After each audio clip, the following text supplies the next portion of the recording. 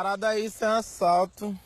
Oxe, homem, não me machuque, pelo amor de Deus. Não, só faz tudo direitinho que eu não vou te machucar. Me mostra essa bolsa e modelo de seu celular. Mas, oxe, homem, tu nem pra vir me assaltar direito, tu nem arma tem não, é? Pronto, primeira vez se vale a pena. Aí se valer, eu me levanto pra pegar a arma que caiu agora há pouquinho. Mas agora é pronto. Ô, polícia! Socorro, ô, polícia! Ei, ops, parado. Esteja preso, cidadão. Agora você fica aí, espere 2 horas até o almoço que eu comi agora, sentar aqui no meu estômago pra eu meter a mão em você. Tá certo, seu traste dos infernos? Nem bota dúvida que tu vai me pegar. É o quê? Tu vai ver agora. Vou te miserável. Oi.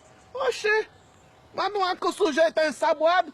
Tu vai ver, cabrão quente, o que vai acontecer. Atenção todas as unidades. Eu preciso de reforço urgente. O meliante é extremamente perigoso e está aqui pelas proximidades do perímetro 20, câmbio QSL desligo. Agora tu não me escapa. É só questão de tempo.